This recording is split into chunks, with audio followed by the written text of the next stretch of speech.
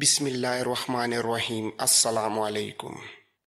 میں ان کی زبان بولتا ہوں اور ان کے طور طریقے جانتا ہوں، ان کے مذہب اور ان کی عبادت سے واقف ہوں۔ وہ اپنی فوج میں آپ کی طرح کسی کو بھرتی نہیں کرتے۔ جو کوئی ان کی فوج میں شامل ہونا چاہتا ہے اپنا ہتھیار اور اپنا گھوڑا لے کر شامل ہو جاتا ہے۔ میں مسلمان بن کر ان کی فوج میں شامل ہو گیا تھا۔ میں نے ان مسلمانوں میں کچھ نئے اصول دیکھے ہیں۔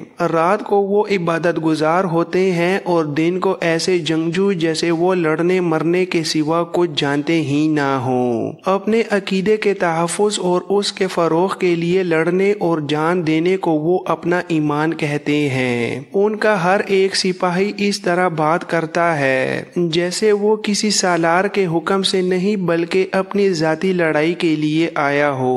وہ سب ایک جیسے ہیں۔ لباس سے سالار اور سپاہی میں فرق معلوم نہیں کیا جا سکتا۔ میں نے ان میں مساوات کے علاوہ انصاف دیکھا ہے۔ اگر ان کے حاکم یا امیر کا بیٹا چوری کرے تو اس کا بھی ہاتھ کاٹ دیتے ہیں۔ اگر وہ کسی عورت کے ساتھ بدکاری کرتے ہوئے پکڑا جائے تو اسے سر عام کھڑا کر کے پتھر مارتے ہیں، حتیٰ کہ وہ مر جاتا ہے۔ یہ لوگ اتنے مطمئن ہیں کہ انہیں کوئی فکر اور کوئی پریشانی نہیں۔ سالار اعلیٰ اگر مجھے معاف کر دیں تو میں کہوں ہماری فوج میں وہ وصف نہیں جو مسلمانوں میں دیکھ کر آیا ہوں۔ مسلمانوں کا کوئی بادشاہ نہیں۔ ہمارے سپاہی بادشاہ کے حکم سے لڑتے ہیں اور جب دیکھتے ہیں کہ بادشاہ انہیں نہیں دیکھ رہا تو وہ اپنی جانیں بچانے کی کوشش کرتے ہیں۔ مسلمان ایک خدا کو اپنا بادشاہ سمجھتے ہیں اور وہ کہتے ہیں کہ خدا ہر جگہ موجود ہے اور انہیں دیکھ رہا ہے۔ مشہور مورخ طبری نے لکھا ہے کہ کپکولار بول پڑا، میں کہتا ہوں کہ میں اس زمین کے نیچے چلا جاؤں جس زمین پر ان سے مقابلہ کرنا پڑے، کاش میں ان کے قریب نہ جا سکوں۔ نہ خدا ان کے خلاف میری اور نہ میرے خلاف ان کی مدد کرے۔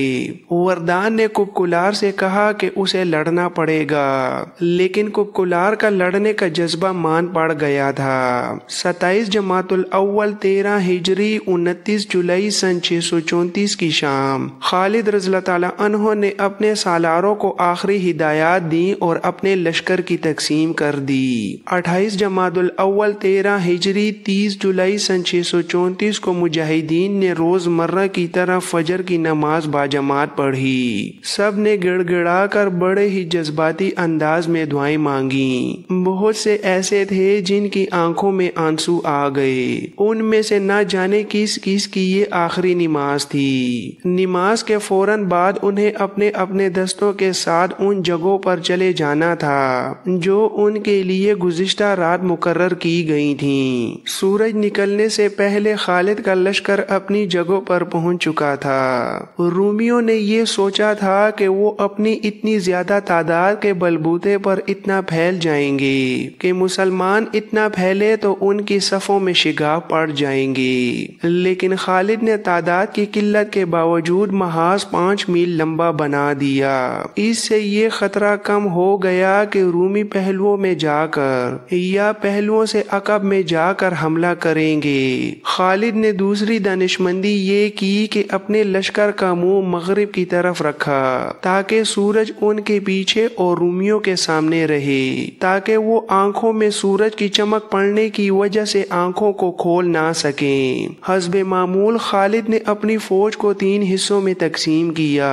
ایک پہلو کے دستوں کے سالار سعید بن عامر تھے، دوسرے کے امیر المومنین ابو بکر رضی اللہ تعالیٰ عنہ کے بیٹے عبد الرحمن، اور قلب کی کمان معاذ بن جبل کے پاس تھی۔ خالد نے دونوں پہلوؤں کے دستوں کی حفاظت کے لیے یا مشکل کے وقت ان کی مدد کو پہنچنے کا یہ اہتمام کیا تھا کہ ان کے دستوں کے آگے ایک ایک دستہ کھڑا کر دیا دیا تھا۔ 4000 نفری جس کے سالار یزید بن ابی سفیان تھے، خالد نے کلب کے عقب میں محفوظہ کے طور پر رکھ لی۔ وہاں اس نفری کی موجودگی اس لیے بھی ضروری تھی کہ وہاں عورتیں اور بچے تھے۔ خالد نے سالاری کے رتبے کے افراد کو اپنے ساتھ رکھ لیا۔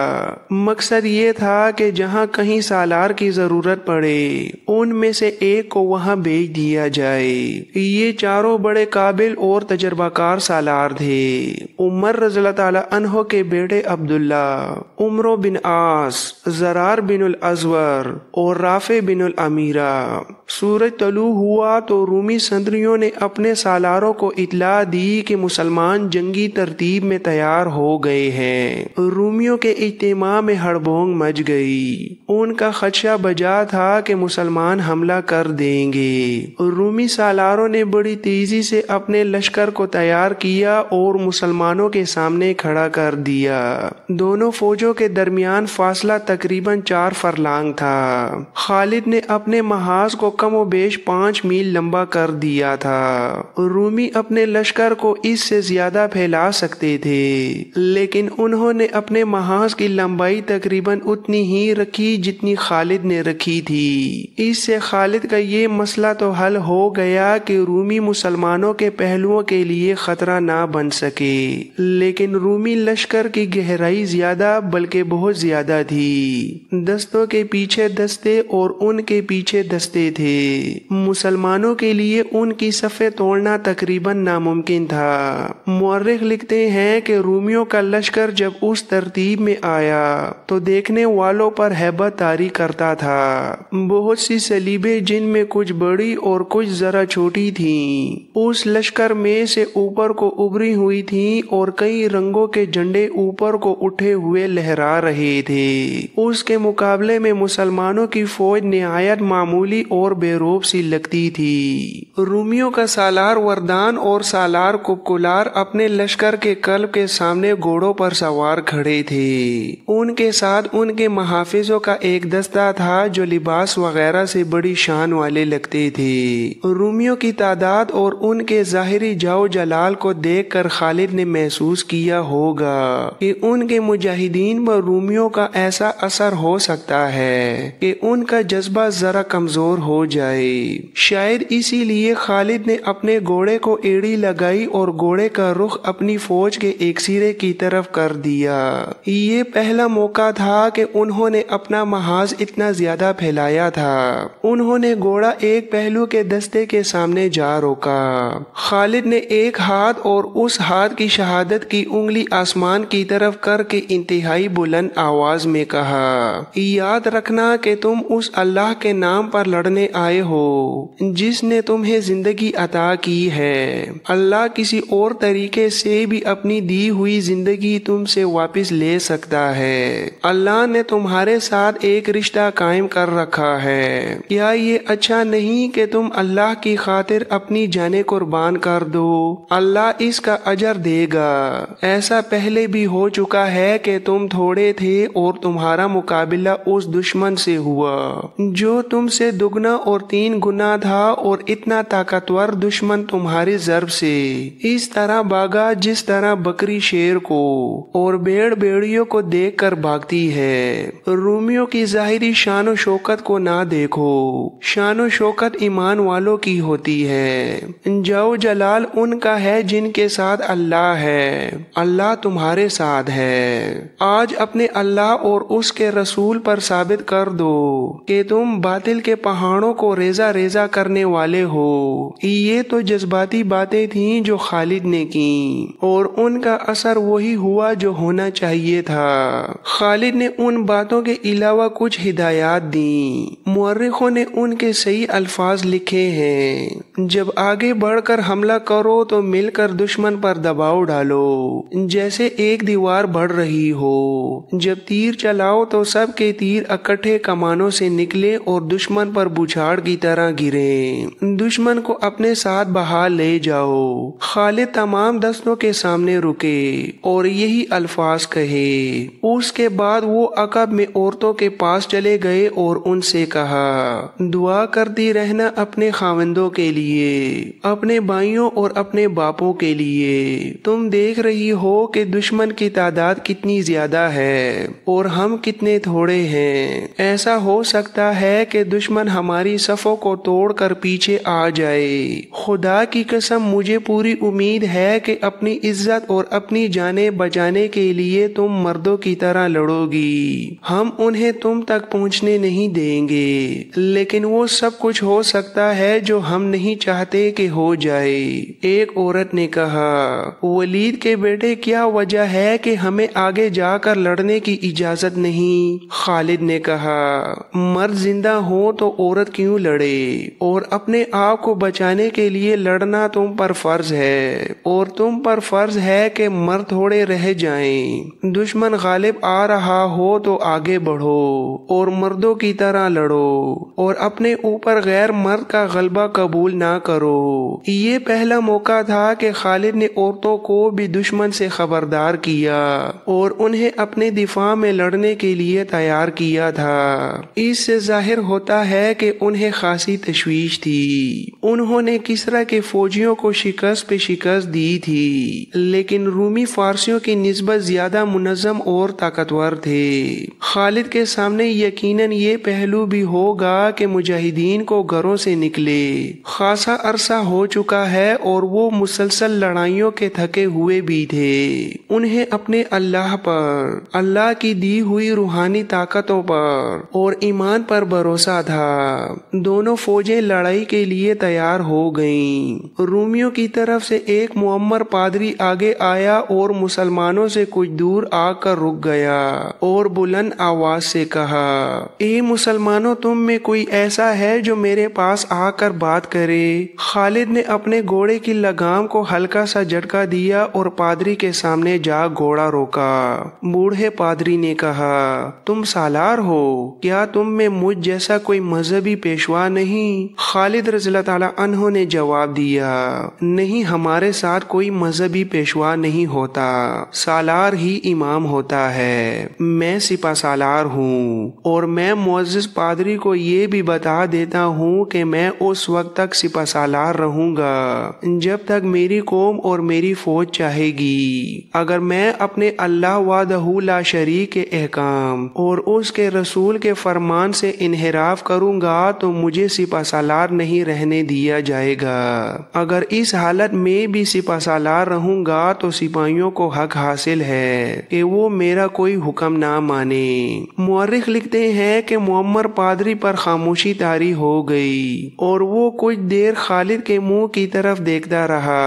पादरी ने जरा दबी जबान में कहा, शायद यही वजह है, यही वजह हो सकती है कि फतह हमेशा तुम्हारी होती है। खालिद ने कहा, वो बात कर मुअज़्ज़िज़ पादरी जो तू करने आया है। पादरी ने जैसे बेदार होकर कहा, हाँ, ए अरब से फतह की उम्मीद लेकर आने वाले, क्या तू नहीं जानता कि जिस जमीन पर तू फौज लेकर आया है उस पर किसी बादशाह को कभी पांव रखने की जुर्रत नहीं हुई थी। तू अपने आप को क्या समझकर यहाँ आया है? फारसी आए थे लेकिन उन पर ऐसी दहशत तारी हुई कि भाग गए, और कई दूसरे भी आए थे। वो बड़ी बहादुरी से लड़े थे लेकिन नाकामी और मायूसी के सिवा उन्हें कुछ हासिल ना हुआ और वो चले गए। तुझे हमारे खिलाफ कुछ कामयाबियां हासिल हुई हैं, लेकिन ये ख्याल दिमाग से निकाल दे कि हर मैदान में फतह तू ही पाएगा।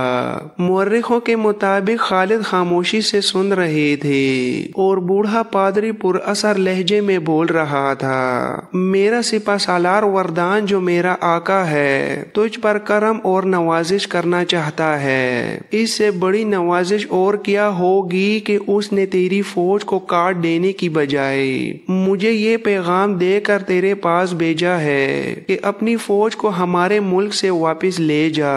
मेरा आका तेरे हर सिपाही को 1 दिनार, 1 कुबा और 1 इमामा देगा और तुझे 100 इमामे, 100 कबाहें और 100 दिनार अदा करेगा। तेरे लिए ये फयाजी मामूली नहीं। क्या तू नहीं देख रहा कि हमारा लश्कर रेत के जर्रों की तरह बेहिसाब है? तू जिन फौजों से लड़ चुका है हमारी फौज उन फौजों जैसी नहीं। तू नहीं जानता कि इस फौज पर कैसर روم کا ہاتھ ہے۔ اس نے منجے ہوئے تجربہ کار سالار اور چوٹی کے پادری اس فوج کو دیے ہیں۔ بول تیرا کیا جواب ہے؟ انعام چاہتا ہے یا اپنی اور اپنی فوج کی تباہی؟ خالد رضی اللہ تعالی عنہ نے جواب دیا، دو میں سے ایک۔ میری دو شرطوں میں سے ایک پوری کر دو تو میں اپنی فوج کو لے کر چلا جاؤں گا۔ اپنے آقا سے کہو کہ اسلام قبول کر لو یا جزیہ ادا کرو، اگر نہیں تو ہماری تلواریں فیصلہ کریں گی۔ میں تیرے آقا کے کہنے پر واپس نہیں جاؤں گا۔ تیرے آقا نے جو دینار کباہیں اور امامے پیش کیے ہیں وہ تو ہم وصول کر ہی لیں گے۔ ایک بار پھر سوچ عربی سالار، خالد نے کہا،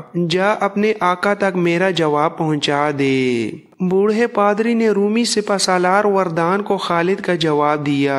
وردان نے غصے سے پھٹتے ہوئے کہا، عرب کے ڈاکوؤں کی یہ جرت! کیا وہ نہیں جانتے کہ میں ان سب کو ایک ہی حلے میں ختم کر سکتا ہوں؟ اس نے اپنی سپاہ کی طرف گھوڑا گھما کر حکم دیا، تیر انداز آگے جائیں اور ان بدبختوں کو فنا کرنے کے لیے تیار ہو جائیں۔ فلاخن بھی آگے لے آؤ۔ تیر انداز آگے آئے تو مسلمانوں کے قلب کے سالار معاذ بن جبل نے اپنے دستوں کو حملے کی تیاری کا حکم دیا۔ خالد نے کہا، ٹھہر جا ابن جبل، جب تک میں نہ کہوں حملہ نہ کرنا۔ سورج سر پر آ کر آگے جانے لگے گا تو ہم حملہ کریں گے۔ معاذ بن جبل نے کہا، ابن ولید کیا تو نہیں دیکھ رہا کہ ان کی کمانیں ہم سے اچھی اور بڑی ہیں جو بہت دور تک تیر پھینک سکتی ہیں؟ وہ ہمارے تیر اندازوں کی زد سے دور ہیں۔ میں ان تیر اندازوں پر حملہ کر کے انہیں بیکار کرنا چاہتا ہوں۔ ان کے فلاخن دیکھو،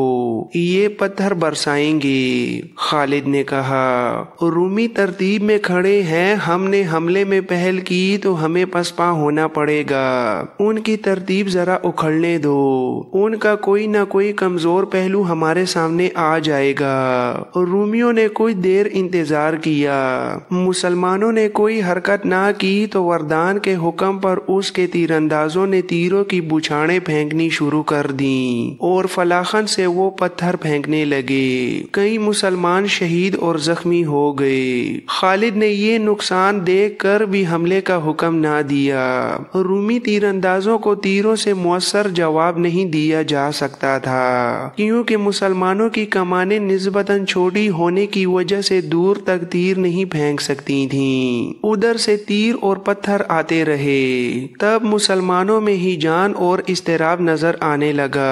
وہ حملہ کرنا چاہتے تھے لیکن انہیں حکم نہیں مل رہا تھا۔ سالار زرار بن الازور دوڑے دوڑے خالد کے پاس گئے اور کہا، ابن ولید تو کیا سوچ رہا ہے؟ کیا تو دشمن کو یہ بتانا چاہتا ہے کہ ہم اس سے ڈر گئے ہیں؟ اگر اللہ ہمارے ساتھ ہے تو مت سوچ اور حملے کا حکم دے۔ خالد کے ہونٹوں پر مسکراہٹ آ گئی۔ یہ اطمینان اور سکون کی مسکراہٹ تھی۔ ان کے سالار اور سپاہی پسپائی کی بجائے حملے کی اجازت مانگ رہے تھے۔ خالد نے کہا، ابن الازور تو آگے جا کر دشمن کو مقابلے کے لیے للکار سکتا ہے۔ زرار نے زرہ اور کھوٹ پہن رکھی تھی۔ ان کے ایک ہاتھ میں چمڑے کی ڈال اور دوسرے ہاتھ میں تلوار تھی۔ انہوں نے پچھلے ایک معرکے میں یہ ڈال ایک رومی سے چھینی تھی۔ زرار آگے گئے تو رومی تیر اندازوں نے اپنے سالار کے حکم سے کمانیں نیچے کر لیں۔ یہ اس زمانے کا رواج تھا کہ فوجوں کی لڑائی سے پہلے دونوں فوجوں میں سے کسی ایک کا ایک آدمی اپنے دشمن کو انفرادی مقابلے کے لیے للکارتا تھا۔ ادھر سے ایک آدمی آگے آتا اور دونوں زندگی اور موت کا معرکہ لڑتے تھے۔ اس کے بعد جنگ شروع ہوتی تھی۔ مقابلے کے لیے للکارنے والا اپنے دشمن کو توہین آمیز باتیں کہتا تھا۔ زرار بن الازور رومیوں کے سامنے گئے اور انہیں للکارا، میں سفید چمڑی والوں کے لیے موت کا پیغام لایا ہوں۔ رومیوں، میں تمہارا قاتل ہوں۔ میں خدا کا قہر بن کر تم پر گروں گا۔ میرا نام زرار بن الازور ہے۔ رومیوں کی طرف سے زرار کے مقابلے کے لیے آنا تھا لیکن 4-5 رومی سوار آگے आगे आ गए। ज़रार ने पहले अपनी खोद उतारी, फिर जरा उतारी और कमीज भी उतार कर कमर तक बरहना हो गए। तब उन रूमियों ने उन्हें पहचाना जो बसरा में उन्हें इस हालत में लड़ते देख चुके थे, और वो ये भी देख चुके थे कि इस शख्स में जिन्नात जैसी फुर्ती और ताकत है, और हकीकत भी यही थी। ज़रार एक से ज्यादा आदमियों का मुकाबला करने की खुसूसी महारत रखते थे। ज़रार के मुकाबले में जो रूमी आए थे उनमें 2 सालार भी थे, एक तबरिया का और दूसरा अमान का हाकिम या अमीर था। बाकी भी कोई आम सिपाही नहीं थे, वो कमांडारों के रुतबे के थे। उन्होंने ज़रार को घेरे में लेने के लिए घोड़ों के रुख मोड़े। ज़रार ने अचानक घोड़े को एड़ी लगाई और जब वो अमान के हाकिम के करीब से गुजर गए तो ये सालार अपने घोड़े की पीठ पर ही दोहरा हो गया और फिर घोड़े से लड़क कर नीचे गिर पड़ा। ज़रार की तलवार उसके पहलू से जिस्म में गहरी उतर गई थी।